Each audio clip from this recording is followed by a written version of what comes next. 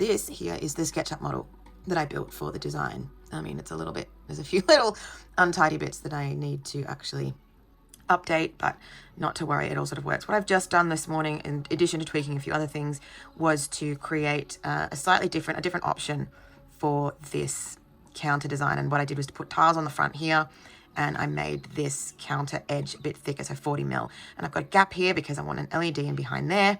And then I also want an LED underneath the kicker down here. So I've modeled enough information into that so that when I actually now go to layout, which is part of your SketchUp Pro subscription, for those of you who don't know or aren't familiar, then you can see the model. I haven't updated the model yet, but all I need to do to update the model is to make sure my model file is actually saved. So Control S to make sure that's saved. Pop back over here to layout, and you just come up to the SketchUp model window and you click this little button. You get a yellow exclamation mark down here while it's updating, and bang, just like that, you can see how quickly that has updated and come through the drawings. I don't have to redraw these tiles. I modeled them in, it was super quick. I'm just adjusting these purple lines here because that's how I show where I put LEDs when I'm doing them in elevation. It helps to make that super clear for the builders. And there we have the updated counterfront design. Now, because I've done that and I want to use this, I'm just going to copy this viewport. And so I've got a counter finish with an option 1 here. And what I'm just going to do quickly is add in a new page. I'm going to delete that. I'm going to paste this in. And this is such a great example for you on how much modeling in SketchUp and then using layout to actually produce all your documentation really speeds up your workflow, because already you can see straight away that there's my 1 to 10 elevation for this particular counter option. And what I'm actually doing is I'm keeping 2 different options in the file here. So this one is what we had originally, which is just a painted finish to the counterfront, so really smooth, seamless, well, not seamless, but a really smooth, seamless drifting, or moving towards, I'm waffling here, moving towards being seamless. But painted finish that matches all the walls and things, so really sort of minimal approach. But this one adds a little bit more interest in terms of using the tile and just changing some of these proportions a little bit. And what I'm going to do, let me just show you how effective tags are. So making sure that you've got everything, on a proper layer, and I can see there straight away that I don't. So I'm just going to come back in here quickly to SketchUp, and I'm going to adjust, entity info, and I'm going to put that onto the counter layer. And again, I'm going to Control Save to update. I'm going to pop over here and just hit refresh on that, and I'll know when it's finished because this little exclamation mark will disappear. And at that point,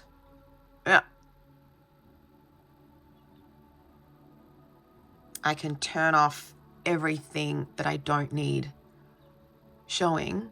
And this is I was originally, when I first started using SketchUp, I was really wondering like why it had this capability or this functionality to actually adjust layers in layout.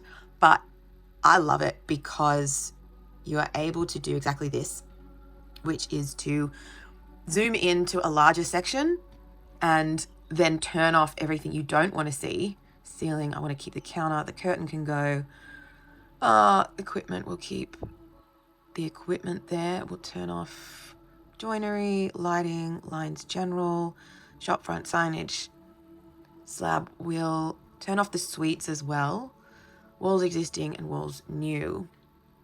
And I've got some other lines still existing in that model, so I'm going to keep turning off all of these and see if they disappear or they don't. So I need to try and work out what those are so as I can actually clean up that view. But what I was getting at is that in doing this, in being able to control it in layout, you can then keep the number of like scenes and views you have in your actual model file to a minimum.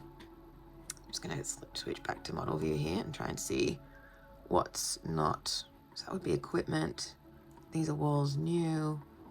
I'm not actually sure what it is we are still seeing behind there. So I'm just going to pop in here. I'm actually going to, okay, so we are seeing the fridges. All of that is not on equipment. What is wrong here? Yeah, there we go. So I'm just going to do that. I could go back and check the video. Oh, that's why, because the glass box. Okay, so what I'll do, just to keep this quick for myself is I'll actually draw that. Actually, I should change that. What I'm going to do is I'm going to change it. I'm going to scooch back in here, really, because it's going to be way quicker to do this. I'm going to grab the glass. Oops, I'm in the wall like this. Just grab that, and I'm going to change it to counter.